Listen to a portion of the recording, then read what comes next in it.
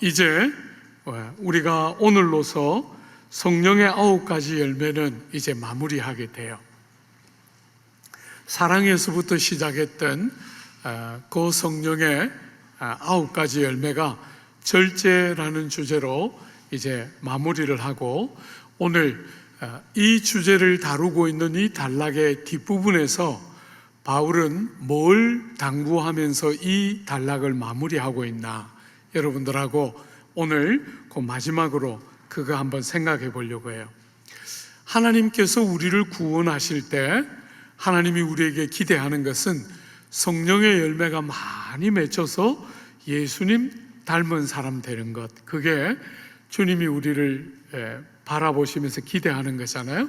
그리고 그런 주제를 다룰 때 바울은 이 주제를 쭉 다루어 놓고 뭘 말하면서 마무리하고 있나, 말하자면 여러분과 제가 이 주제를 다룰 때 꼭 기억하기를 원하는 당부 2가지와 여러분이 힘쓰기를 원하는, 힘써서 행하기를 원하는 권면 하나, 그렇게 총 3가지로 오늘 본문은 구성되어 있다, 이렇게 볼 수 있겠죠.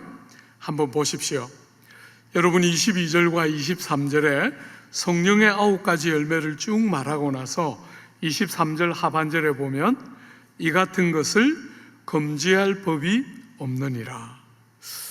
여러분, 9가지 성령의 열매를 쭉 말하고 나서 이런 9가지의 성령의 열매는 금지할 법이 없다, 이걸 어떻게 해석해야 되는가 하는 것이 학자들 가운데 굉장히 논란이 많고, 저는 한 3가지 정도만 여러분들에게 소개하려고 해요. 본문을 어떻게 해석해야 될까?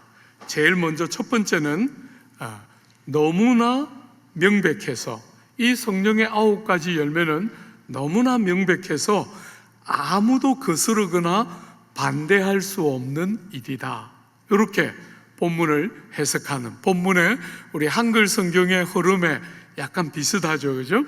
이 성령의 9가지 열매는 여러분과 제가 예수를 믿을 때 성령을 선물로 받고 그 성령이 오신 결과로 우리한테 생명이 있으므로 성령과 생명이 있음에 당연한 결과로서 9가지 열매를 맺게 되므로 아무도 이 일이 일어나지 않도록 반대할 수 있는 자가 없다는 거예요.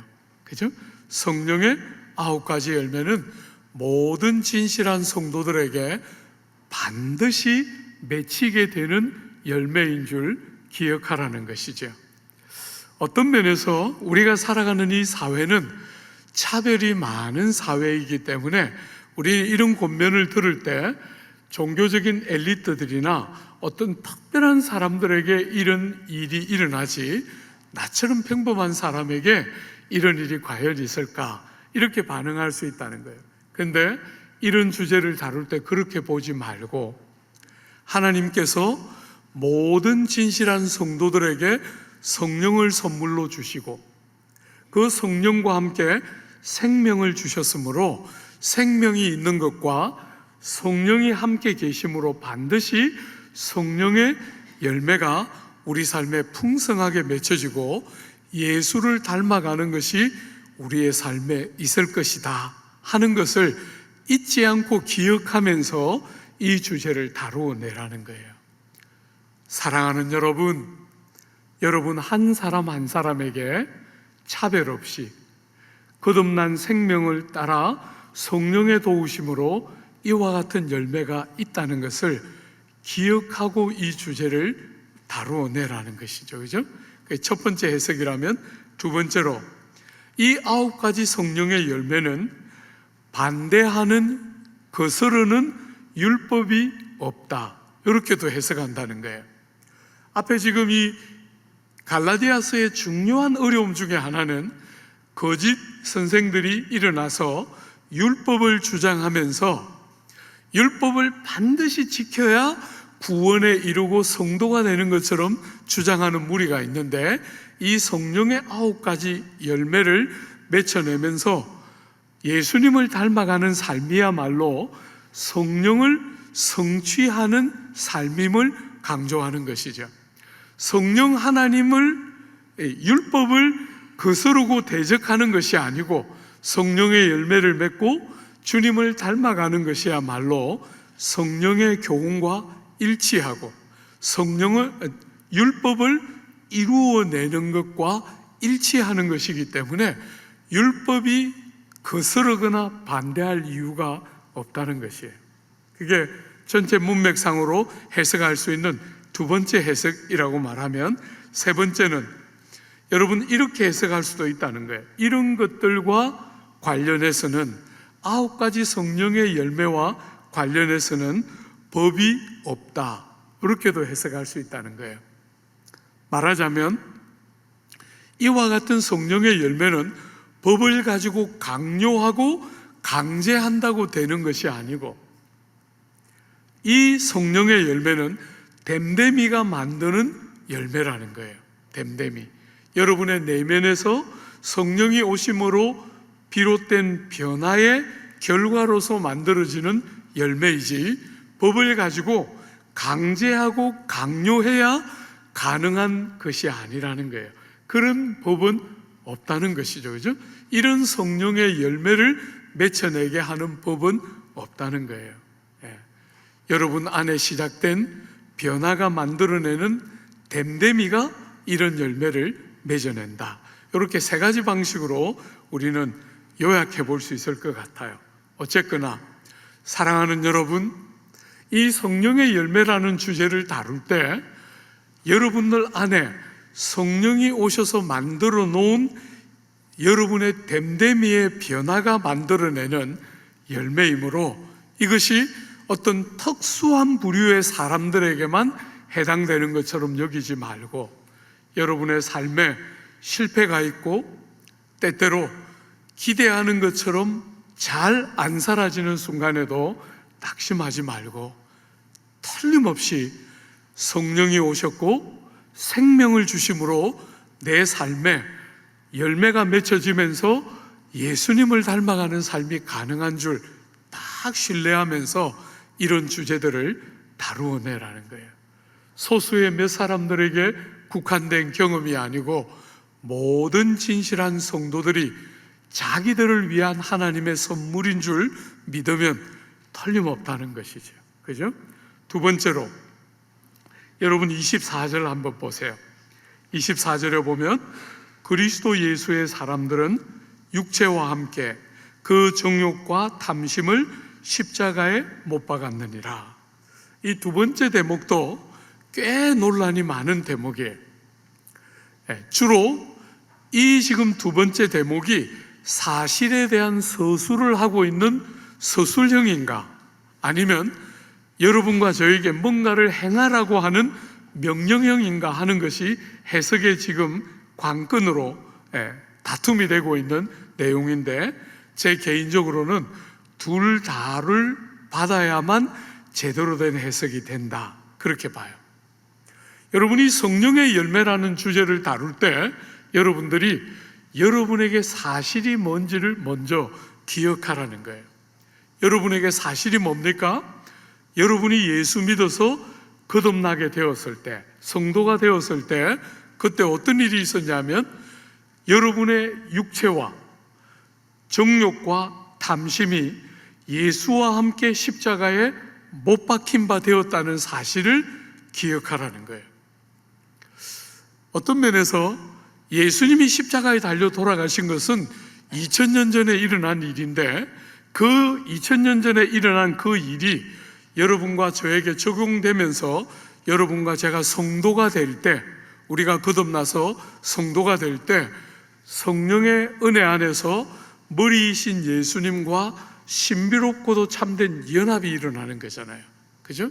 그러니까 사실은 2000년 전에 예수님에게 일어난 이 귀한 일이 여러분과 제가 예수 믿을 때, 나도 그 예수가 돌아가실 때 내 육체와 정욕과 탐심이 같이 십자가에 못 박힌 것과 같다는 거죠. 예수께 그 일이 일어났지만, 우리가 늦게 믿었지만 그 예수를 믿는 순간에 주님과 연합되면서 예수께 일어난 그 놀라운 일이 나에게도 적용된다는 거예요. 그런 면에서 오늘 본문은 사실에 대한 서술, 여러분과 제가 과거에 예수 믿을 때 일어났던 사실에 대한 서술로 첫 번째 볼 수 있는 것이죠. 그죠? 동시에 그렇게 과거에 우리에게 일어났던 그 일이 오늘 여러분과 저의 삶에 실체적이고 사실적으로 실현되고 경험되도록 살아야 한다라고 명령하고 있다는 면에서 명령형으로도 해석할 수 있다는 거예요. 말하자면 여러분에게 과거에 여러분의 삶의 한순간에 일어났던 그 귀한 일이 오늘 삶을 살아가는 여러분의 삶의 자리에서 여러분이 육체를 십자가에 못 박고 동시에 여러분들이 여러분의 욕심과 탐심과 정욕을 십자가에 못 박으면서 이 길을 가야 육체의 일들을 만들어내는 것이 아니라 성령의 열매들을 맺혀낸다. 그런 면에서 명령형적인 해석도 두 가지 내용이 다 들어있는 것으로 보아야 마땅하다는 거예요. 여러분과 제가 예수를 믿을 때 우리는 어떤 면에서 예수님 십자가에 달려 돌아가실 때 죄와 그 죄로 말미암는 정욕과 육체와 모든 탐심이 함께 십자가에 못 박혀 죽었지만 동시에 그럼에도 불구하고 여전히 우리의 몸 안에 죄의 익숙한 습관들이 남아있기 때문에 그 몸에 있는 그 육체와 반복되는 정욕과 탐심을 자기중심성과 끝없는 세상이 부추겨내는 욕심들을 십자가에 못 박아 죽이면서 이 걸음을 가야 한다는 거예요. 여러분, 우리가 2차 대전을 보면 2차 대전의 결정적인 승리는 노르망디 상륙작전이잖아요. 그죠? 그렇게 노르망디 상륙작전에서 승리했을 때, 그 전투에서 이겼을 때 2차 대전의 승패는 결정이 난 거예요. 어떤 면에서 이미 연합국이 완전히 주도권을 잡고 이제 2차 대전의 종말이 가까워 왔지만 여전히 국지적으로 이쪽 저쪽에서 전쟁이 수행되고 있고 완전한 전쟁의 승리의 완성은 그 국지적인 전쟁까지가 다 다루어질 때 비로소 완성해 오지만 결정적인 이김은 노르망디에서 이미 주어진 거잖아요. 그런 것처럼 예수께서 십자가에 달려 돌아가실 때 여러분과 제가 그분과 함께 십자가에 못 박혀 죽으면서 육체와 정욕과 탐심을 향한 결정적인 승리는 우리의 것이 된 것이죠. 어떤 면에서. 그러나 여전히 국지적인 싸움이 남아있는 거잖아요. 완전한 승리가 올 때까지 국지적인 싸움이 남아있는데 우리의 몸 안에 있는 익숙해져 있는 죄된 습관들을 십자가에 못 박으면서 주님의 길을 가고 있는 것이죠. 그래서 그 완전한 승리가 그 순간에 틀림없이 올 것을 믿으면서 쉽지 않은 이 싸움을 우리가 때때로 넘어지기도 하고 실패도 할 때 우리가 이길 수 없는 싸움인 것처럼 여기지 말고 결정적인 싸움을 이미 이겼으므로, 그리스도께서 이겼으므로 우리가 때로 지기도 하고 때로 넘어지기도 하는 순간에도 틀림없이 전쟁의 완전한 승리가 경험되는 순간이 있을 줄 믿으면서 딱 마음에 간직하면서 여러분의 남아있는 습관과 나쁜 욕심들을 십자가에 못 박으며 이 길을 간다는 거예요. 사람들은 복음을 약간은 기계적으로 이해하면서 우리가 어떻게 살든지 간에 하나님이 결국은 우리를 구원하실 것이다, 이렇게 오해하는 분들도 계세요. 사랑하는 여러분, 성경은 그렇게 말하지 않아요. 여러분이 어떻게 살아도 하나님 뜻대로 한다, 그건 성경적인 개념은 아니에요. 사랑하는 여러분, 여러분과 제가 깨닫는 거 너무 중요한 거예요. 어떤 면에서 이미 결정적인 싸움을 이겼지만 우리가 스스로 못 박으면서 손에 피를 흘리고 피를 묻히고 얼굴에 땀 흘려서 수고하면서 땀이 가득한 얼굴에 땀이 흐를 때 그런 모든 과정들을 거쳐가면서 주님이 우리에게 주신 구원이 얼마나 영화롭고 참된 것인지를 깊이 깨달아 참여하여 누리는 형태의 구원을 주셨다는 거예요. 여러분이 뭔가를 더할 때 승패에 결정적인 영향을 주는 것은 아니죠. 예수께서 십자가에서 이미 이기신 거잖아요. 그건 틀림없는데, 그렇지만 여러분이 아무것도 안 하고 아무 자격도 없이 공로도 없이 받는 구원인 건 틀림없지만, 여러분 편에서의 손에 피를 묻히고 머리에 땀을 흘리고 하는 과정이 하나님께 얼마나 귀하고, 그런 과정을 거치면서 여러분이 구원의 참된 부요와 영광을 누리며 깨달아가는 복됨들을 참여하게 되는 과정이 우리 안에 남아있다는 거예요. 사랑하는 여러분, 여러분과 제가 세상을 살면서 자녀가 이렇게 태어나면 어린 자녀는 거의 전적으로 부모에게 의존되어 있잖아요. 그 아이들은 거의 부모가 울면 배가 고픈가 보다, 울면 기저귀를 갈아야 되는가 보다 부모가 다 알아서 그런 걸 다 해주지만, 사랑하는 여러분, 그 어린아이가 누워서 엄마를 향해서 아빠를 향해서 빵긋 웃으면 온 세상을 다 가진 것보다 더 행복한 거잖아요. 그 아이들이 말을 배워서 아빠, 엄마하고 부르면 말할 수가 없어요. 그죠? 제가 이제 이렇게 예배를 마치고 나면 특별히 3부 같은 때는 유치부, 영아부 아이들이 이렇게 예배를 마치고 아빠랑 손잡고 오잖아요.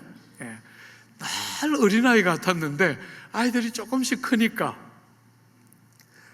지난 3부 때도 우리 윤모 형제라고 늦게 장가를 가서 딸이 하나 늦게 태어났는데 아주 그 어린아이, 늘 그렇게 어리더니 어느 순간부터 약간 커서 저를 보고 아는 체를 해요. 아는 체를 하면서 오늘은 제가 이렇게 일부러 그 녀석이 있는 데 가서 이렇게 안아줬더니 제 등을 이렇게 손으로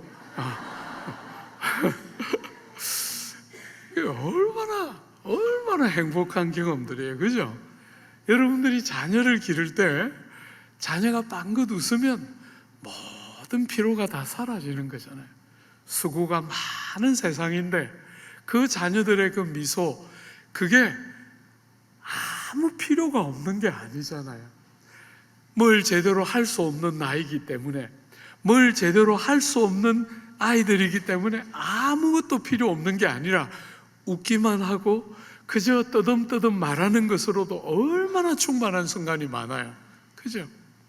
여러분과 제가 승부에 영향을 결정적으로 미치는 것은 아닐지라도 우리가 우리의 죄된 소욕들 앞에 지지 않고 평생 종살이했던 우리의 죄된 과거의 모습과 습관을 반복하지 않고 성령 안에서 새로운 생명이 주어져서 새로운 사람에 걸맞는 행실이 뭔지를 알기 때문에 우리의 정욕과 탐심을 십자가에 못 박을 때 하나님이 느끼는 그 기쁨과 위로가 있다는 거예요.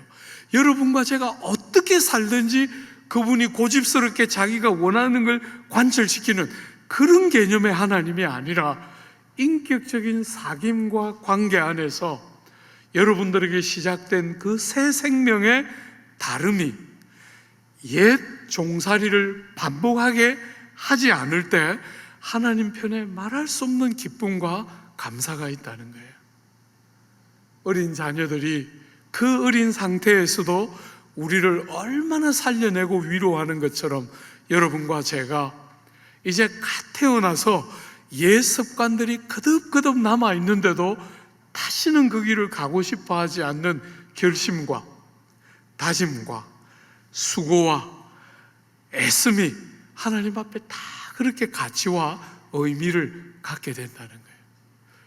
사랑하는 여러분, 절대로 한 걸음에 제대로 다 가지는 것이 아닌 것은 틀림없지만 여러분이 한 번 실패하고 또 넘어지고 할 때 낙심하지 말고, 결정적인 싸움이 이겨졌기 때문에 우리 앞에 남아있는 싸움이 여전히 있지만 이 싸움을 틀림없이 결정적인 싸움에서 이겼으므로 우리가 때때로 넘어지기도 하고 때때로 실패하기도 해도 틀림없이 성령 하나님의 은혜 안에서 이길 줄 알고 마음에 딱 그것들을 잊지 말고 딱 붙들고서 이 싸움을, 때로 수고가 따르더라도 지치지 말고 손에 피를 묻히고 머리에 땀이 흐를 때 절대로 수고가 헛되지 않을 줄 알고, 그렇게 열매를 맺히면서 예수 닮은 사람으로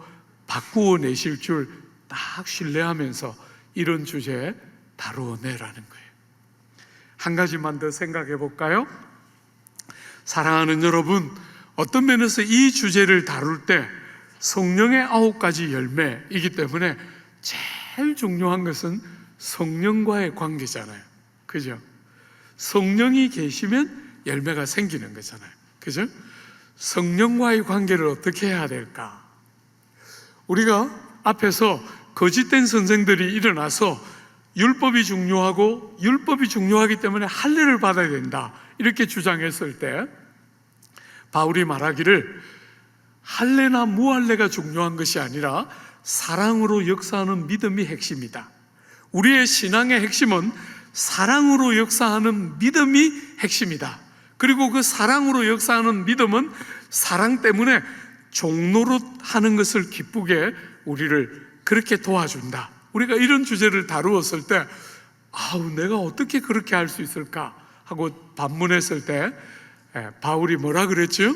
성령의 인도하시는 바가 되고 성령을 따라 행할 때 그와 같은 일이 가능하게 된다 하는 주제를 우리가 5장 앞부분에서 다루었는데, 오늘 이 5장 뒷부분 성령의 9가지 열매를 다 마치고 다시 그 주제를 바울은 들고 나오고 있어요. 한번 보십시오.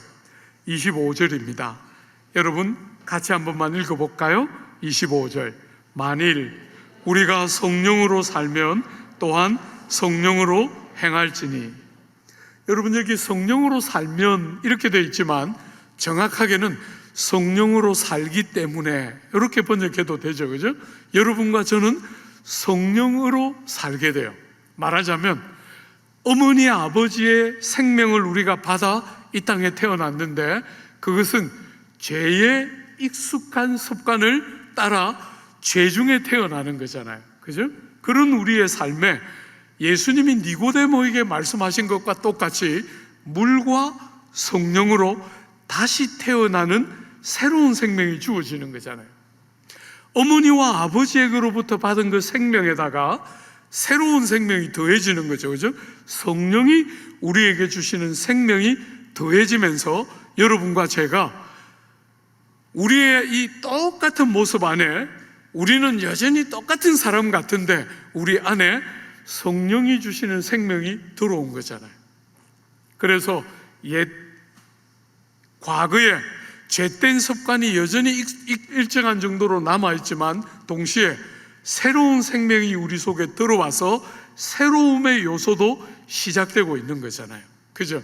그러므로 성령이 우리에게 생명을 주셨기 때문에 그렇게 출발 자체가 성령이 주시는 생명으로 새로운 생명을 얻었기 때문에 성령으로 행하는 것이 마땅하다는 거예요. 여러분 그것을 갈라디아서 3장에서는 바울이 뭐라고 표현했냐면 너희가 성령으로 시작했다가 육체로 마치겠느냐 이렇게 반문했어요. 그러니까 이들이 예수 믿게 될 때 성도 되는 그 일을 성령으로 시작되었다. 오늘 본문에서는 성령으로 살면 이렇게 말했는데 성령으로 시작된 그 귀한 생명은 성령으로 행하는 것이 마땅한 것이죠. 그죠? 여러분 여기 행하다 하는 요 동사는 더 정확하게 표현하면 행진하다 하는 동사예요. 행진하다. 우리 자매들도 그런 경험 있는 분들이 간혹 계실지 모르겠는데 남자들은 군대 가면 제식훈련이라 그래서 왼발 오른발 왼발 오른발 좌양자 우양우 뒤로 돌아 이런 거 이제 열심히 연습해요. 열심히. 그런데 그 해보면 참 재밌게도 여러분들은 군인들이 그냥 다 이렇게 제복을 입고 총을 딱 들고 그냥 착착착착 하는 것만 보지만 실제로 그렇게 될 때까지 수십 번 반복하는 거거든요. 재밌게도 우양우 했는데 꼭 그 부대에 한두 사람이 한 걸음 더 가요. 그러면 저는 얼차례예요. 그 사람만 뽑아내는 게 아니라 한 명이 잘못하면 저는 얼차례 다시 해야 돼요. 수십 번을 맞추어 가지고 우양우 하면 같이 착 돌아서 착착착 이렇게 가는 거예요. 말하자면 오늘 여기 행하다 하는 동사는 행진하는 군인들이 전쟁터에서 적들을 향해서 행진하는 왼발 오른발 하면서 적진을 향해서 가는데 요즘은 총을 쏘고 포를 쏘지만 이 시대 전쟁은 그런 전쟁이 아니잖아요. 그죠? 보병들 같은 경우는 손에 창을 들고 왼손에 방패를 들고 옆에 있는 사람들하고 앞에 있는 뒤에 있는 사람들하고 보폭을 맞추어 가면서 같이 행진을 해야 적이 화살을 쏘아댈 때 그 방패를 가지고 나뿐 아니라 옆에 있는 동료들을 같이 막아내는 거잖아요.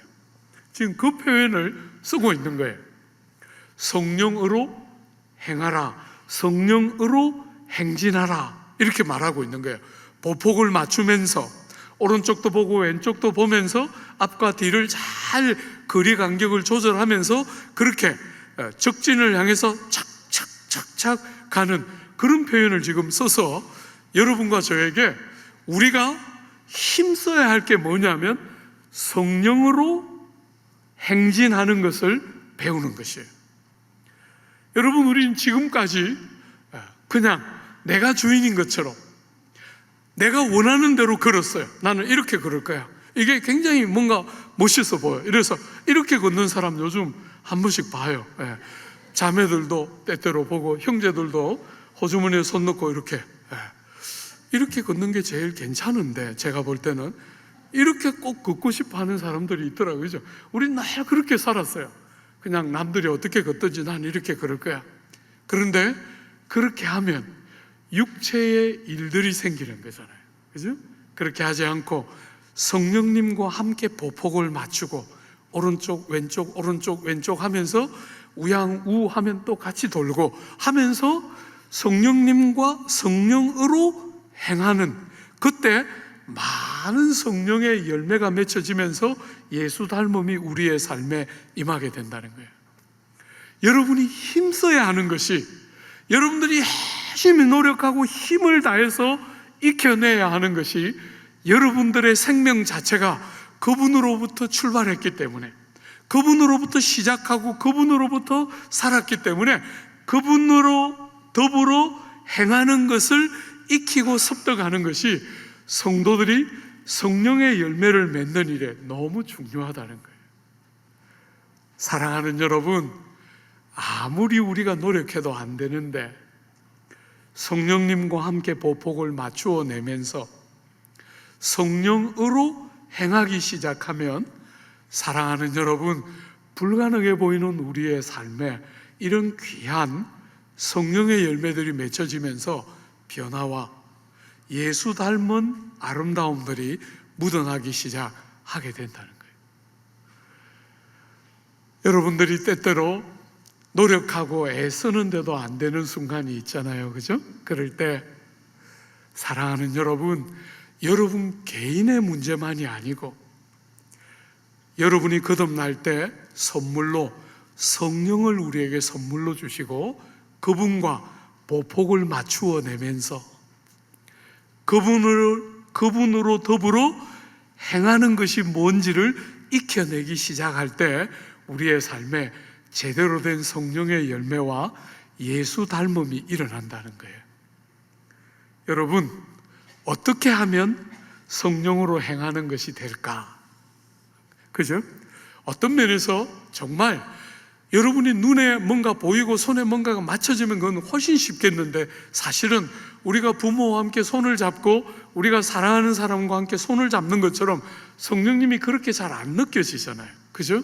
그럴 때 우리가 어떻게 성령으로 행하고, 어떻게 성령의 인도하심을 따르고, 어떻게 성령을 따라 행할 수 있을까? 여기에 보면 우리가 앞에 5장 앞부분을 참조해 보면 성령의 인도하시는 바가 되면 할 때는 강조가 그분이 앞서가시면서 이끌어 가시고 우리는 순종하면 되는, 약간은 소극적인 순종이 강조되고 있다면, 성령을 따라 행한다 할 때는 성령이 보여주시고 가르쳐 주실 때 우리가 능동적으로 복종하는, 그죠? 능동적으로 그 일을 선택하고, 성령이 이것은 나쁜 것이야, 이것은 행하면 안 돼 하고 가르쳐 주실 때 우리가 능동적으로 안 할 거예요 하고 그 일을 선택하려고 하지 않고 성령이 기뻐하시는 일을 선택하는 능동성이 성령을 따라 행한다 하는 것에 들어있다면, 성령의 인도하시는 바가 되면 할 때는 우리가 수동적인 순종이 약간은 강조되고 있는, 이 두 가지가 동시에 성령으로 행하는 것 안에 들어있는 것이죠. 어떻게 하면 성령으로 행할 수 있을까? 한번 몇 가지만 한번 생각해 보려고 해요. 여러분, 우선에 여러분과 제가 거듭날 때 그분은 우리 안에 계신 거잖아요. 그죠? 우리 안에 틀림없이 들어오시기 때문에 우리가 거듭나서 성도가 되는 거거든요. 그럴 때 정말 그분께 여러분의 마음을 내어드리기, 어떤 면에서 신앙생활을 하는 데 있어서 여러분이 노력하고 수고해야 되는 부분 중에 하나가 뭐냐면 마음지킴이에요. 마음지킴. 이 마음을, 여러분의 인격의 중심인 마음을 성령님이 충만하게 다스리도록 내어드리는 것이죠. 그죠? 이 신앙생활에 참 쉽지 않은, 우리가 습관이 안 돼 있는 거예요. 그냥 혼자 뭐든지 그냥 툭툭툭툭 하는 게 습관이 되어 있기 때문에 그렇게 안 하고, 여러분의 삶의 자리자리마다 그분이 충만하게 여러분의 마음 중심에 딱 그분이 계시기를 모셔드리는 거죠. 사랑하는 여러분, 이미 계시지만, 이미 우리 속에 들어와 계시지만, 여러분이 정말 마음으로 그분이 여러분의 삶의 중심 자리를 딱 앉으시기를, 여러분의 눈을, 여러분, 우리 눈은 자동적으로 세상을 향하게 돼 있거든요. 그게 우리의 습관이잖아요. 우리가 예수 없을 때, 하나님 모를 때는 세상만 있었어요. 그래서 그냥 자동적으로 이 땅에 대한 관심은 안 가르쳐도 자동적으로 배워요. 그런데 사랑하는 여러분, 그분이 계신 것과 그분과 함께 보폭을 맞추고 같이 갈 때 정말 이런 귀한 일이 있는데, 그것들을 훈련하고 연습하는 일에 참 중요한 것은 눈을 들어 땅의 것이 아니라 위의 것에 주목하는 훈련이 필요한 거예요. 여러분, 제가 이렇게 목회를 40년 하면서 늘 꿈꿨던 모습은, 여러분들이 예배를 마치고 집에 딱 가서 일상에서 성경을 펴는 성도들을 기대했던 거거든요. 축자사자 어쨌거나 본문을 한번 강해해 보려고 몸부림치면서 기대했던 효과는, 여러분들이 우리 목사님 설교가 조금 오늘은 모자라는 것 같아, 오늘은 조금 은혜가 있었던 것 같아, 이렇게 여러분들이 설교를 품평하는 사람이 되기를 원했던 게 아니고, 여러분들이 말씀을 사랑하는 사람이 되기를 기대하는 거거든요. 사랑하는 여러분, 여러분들의 삶에 훈련 과정이 없이 여러분이 그냥 위에 있는 것이 저절로 생각되는 존재가 아니라는 거예요. 그죠? 훈련 과정을 거쳐서 눈이 땅에 있는 것 말고 위에 있는 것, 오고 있는 하나님의 나라와 성령 하나님이 계신 것과 구주가 부활하여 살아 계시고 잠깐 후에 우리를 데리러 다시 오실 것에 대한 이 눈이, 자꾸 땅에 있는 것은 저절로, 그저 연습 안 해도 저절로 턱턱 생각이 되지만, 거기 있는 것은 눈을 훈련하지 않으면 좀처럼 여러분 마음에 들어오지 않는다는 거예요. 그죠? 예배를 드리는 그 순간 외에는 성경을 거의 안 읽는 사람은 정말 어떤 면에서 경건한 훈련들이 거의 가능하지가 않은 거죠. 그죠? 한 번 그렇게 짧은 시간 듣고 머저리티는 전부 세상과 육체에 대한 이야기들을 듣는 거잖아요. 사랑하는 여러분, 여러분의 마음을 잘 지키고 눈을 위에 있는 것에 두는 훈련, 이것은 우리가 성령과 함께 보폭을 맞추는 일에 너무너무 중요한 첫 번째, 여러분의 몸을 훈련하는 너무 중요한 첫 번째예요. 그죠? 두 번째, 종교개혁자들은 성도들의 변화가 생각보다 더디다는 것을 깨닫고 이런 표현을 만들어냈어요. 은혜의 방편이라는 표현을 만들어냈어요. 하나님이 우리가 더디 바뀌고 우리가 오랫동안 죄의 습관들에 익숙해져 있는 우리를 하나님의 사람답게 빚어가는 일에 성공할 수 있도록 우리에게 은혜의 방편들을 주셨다는 거예요. 은혜의 방편. 그게 뭘까요? 여러분과 제가 성도다운 모습으로 회복되어 가도록 우리에게 주신 은혜의 방편들, 대번에 우리가 제일 핵심적으로 교회가 그런 것이잖아요. 그죠? 은혜의 방편인 거예요. 교회 안에서 성도의 사귐과 교통, 이런 것은 정말 너무너무 귀한 은혜의 방편인 거죠. 여러분이 혼자 신앙생활을 하면 잘하고 바뀌는 것은 너무 한계가 많은데, 귀한 지체들과 함께 갈 때 서로 격려하고 서로를 보듬어 내면서 이 길을 신실하게 함께 가도록 성도의 사귐과 교통, 사랑하는 여러분, 그런 것뿐 아니라 우리에게 하나님이 예배와 기도와 말씀 같은 것을 주시는 거잖아요. 이런 은혜의 방편들을 통해서 우리가 성령의 임재를 회복해내고, 그분이 왔다 갔다 하시는 분은 절대로 아니지만 그분의 충만한 다스림이 그런 은혜의 방편들을 적절히 잘 쓸 때 우리 안에 충만하게 경험되면서 우리의 삶에 성령의 열매가 많이 촉진되는 일이 일어나는 거죠. 여러분, 그 중에서도 성경을 여는 거 한번 생각해 봐요. 그분이 저자이신 거잖아요. 그죠? 저자이신 그분이 여러분과 제가 성경을 열 때 그 기록된 말씀을 가지고 우리를 찾아오시는 거죠. 그럴 때 우리의 삶에 충만한 성령의 도움과 역사하시는 권능이 묻어나게 되는 거잖아요. 사랑하는 여러분, 성령 하나님이 당신이 기록하신 성경 말씀을 가지고 우리를 정과 탐심과 욕심을 십자가에 못 박고 거룩하고 성결한 당신의 성령이 정말 우리 안에서 빚어내고 다듬어내고 싶어 하시는 그런 열매를 풍성히 성경 말씀이라는 도구들을 사용하면서 우리가 그런 사람이 되기를 원하는 건 어떤 면에서 너무나 당연해 보이는 거죠. 성경을 여는 것은 여러분에게 굉장히 중요한 싸움이에요. 사랑하는 여러분, 그저 주일날 한 번 예배를 드리는 것이 여러분의 예배, 여러분의 성경을 듣는 전부가 아니기를, 그리고 여러분 큐티는 정말 좋은 프로그램인 건 틀림없지만 성경을 보편적으로 읽는 것이 전제되지 않고 짧은 본문을 가지고 묵상만 하는 것은 그렇게 바람직하다고 여겨지진 않아요. 할 수만 있다면 규칙적으로 하루에 30분이라도 좋으니까 규칙적으로 성경을 여는 것은 여러분과 제가 성령과 보폭을 맞추는 것을 배우는 제일 중요한 방식인 거잖아요. 우리는 눈만 뜨면 세상과 육체와 정욕과 탐심에 대한 이야기를 너무너무 많이 하는 세상에 살고 있어요.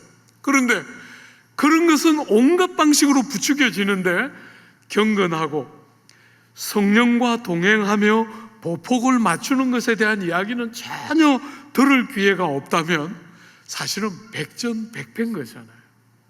사랑하는 여러분, 성경을 여는 것은 우리가 성령의 열매를 맺히는 굉장히 중요한 싸움의 방법 중에 하나이고 은혜의 통로, 방편인 것입니다. 그죠? 여러분, 기도는 정말 여러분이 도깨비 방망이를 두드리는 것처럼 원하는 것을 이루어내는 도구에 불과한 것이 아니고 하나님과 여러분이 단둘이 서로를 마음껏 누리는 복된 사귐의 현장이잖아요. 제가 우리 선배들 세대와 우리 세대를 비교할 때 제일 마음 아프게 여기는 것은 기도가 너무 약해졌다는 거예요. 기도가. 여러분, 우리가 어릴 때 기도하러 가보면 어지간히 사람들이 기도의 자리에 모이곤 했는데 요즘은 정말 창피할 만큼 작아요. 사랑하는 여러분, 하나님 앞에 머물러서 하나님의 음성을 귀 기울여 듣고 우리의 소원과 여러 삶의 자리에서 만나는 문제들을 가지고 하나님과 교통하고 사귈 때 우리가 보폭을 어떻게 맞출 수 있는지를 느끼는 거잖아요. 그죠? 주님을 누리는 기도의 골방. 여러분, 특별히 성경이 뭐라고 말하냐면 성경은 두세 사람이 내 이름으로 모인 곳에 내가 그들 가운데 함께한다, 약속이 있잖아요. 여러분이 매 순간 언제나 우리가 모일 때마다 성령이 함께 하신다는 걸 다 경험하고 느끼지는 못해도 우리는 분명하게 약속을 가지고 있어요. 성도들이 함께 모일 때 우리들만 모이는 게 아니라 그 안에 하나님의 성령의 임재가 있고 그 성령의 임재가 있을 때 우리는 성령의 도움을 경험하면서 열매를 맺히고 예수 닮아가는 삶이 가능해지는 거잖아요. 사랑하는 여러분, 할 수만 있으면 가능할 때 모여야 합니다. 같이. 여러분이 우리가 코로나 때문에 모일 수 없었을 때 여러분이 유튜브로 예배를 다 드렸지만 여러분 경험한 거잖아요. 예배를 다 드렸는데 돌아서니까 너무나 허전한 거잖아요. 현장에 와서 사랑하는 지체들의 얼굴을 보고 그들의 기도를 같이 듣고 그들과 함께 찬양하고 하는 것은 정말 그냥 형식적인 것에 불과한 것이 아니라 그 속에 약속이 있는 것이죠. 그죠? 이런 은혜의 방편들을 적절히 잘 사용하는 것은 여러분과 제가 성령으로 행하는 지름길이라 할 수 있는 것이겠죠. 그죠? 그때그때 눈에 다 보이지 않고 경험적으로 다 알 수는 없어도 틀림없이 약속이 있는 현장들인 거잖아요. 한 가지만 더 생각해 볼까요? 사랑하는 여러분, 우리가 어떻게 하면 성령과 보폭을 맞추고 우리가 어떻게 하면 성령을 순종하며 살고 성령을 따라 행할 수 있을까 할 때 또 하나 중요한 요소는 여러분이 범사에 예수 그리스도의 공로를 의지하고 여러분이 삶의 모든 자리에서 믿음으로 살아갈 때 우리가 거듭거듭 예수의 공로를 기억하고 그 예수를 의지하고 신뢰하는 믿음으로 살아갈 때 성령이 우리 위에 임하고 역사하게 되는 거잖아요. 사랑하는 여러분, 여러분이 잘 아는 갈라디아서 2장 20절은 이렇게 되어 있잖아요. 내가 그리스도와 함께 십자가에 못 박혔나니 그런즉 이제는 내가 사는 것이 아니요 오직 내 안에 그리스도께서 사시는 것이라. 이제 내가 육체 가운데 사는 것은 나를 사랑하사 나를 위하여 자기 자신을 버리신 하나님의 아들을 믿는 믿음 안에서 사는 것이라. 여러분과 저의 삶의 방식을 뭐라고 말했냐면 우리가 예수와 함께 십자가에 못 박혔고 이제 우리가 육체 안에 계속 살아가는 삶의 방식은 믿음으로 사는 거예요. 아들 하나님을 믿는 믿음으로 산다는 거예요. 그분의 공로와 그분의 모든 행하심과 그분의 모든 나를 위한 모든 것들이 순간순간 인정되고 의지되고 신뢰되고 붙들어질 때 정말 그런 방식으로 우리는 세상을 살게 되어 있고, 그럴 때 갈라디아서 3장은 뭐라고 말하냐면 너희에게 성령을 주시고 너희 가운데 능력을 행하시는 이의 일이 율법의 행위에서냐 혹은 듣고 믿음에서냐. 여러분과 저는 이 질문에 말할 필요 없이 듣고 믿음으로 성령을 받았고, 그죠? 그 성령님이 우리 안에 역사하시는 방법도 믿음으로 우리가 살아갈 때 그 성령이 우리의 삶에 역사하면서 풍성한 성령의 열매가 임하게 되고 예수 닮음이 우리의 삶에 역사한다는 거예요. 이 9가지 성령의 열매를 마무리하면서 사도는 여러분과 저에게 이렇게 2가지 당부를 하고 있는 거예요. 이 주제를 다룰 때 나와 거리가 멀다고 여기지 말고 예수님 때문에 이 일이 나에게 꼭 일어날 줄 믿으면서 이 주제를 다뤄야 하고, 그 일이 여러 번 실패했을지라도 낙심치 말고 성령이 계시기 때문에, 하나님이 성령을 우리를 위하여 선물로 주셨기 때문에 그 성령으로 행할 때, 성령이 이끌어 가실 때 순종하고 성령이 이런저런 교훈들을 할 때 적극적으로 순종함으로 따라 행할 때, 성령을 따라 행할 때 이런 일들이 우리에게 틀림없이 가능한 줄 딱 믿는 믿음으로 이런 주제를 다루고 바라보라는 거예요.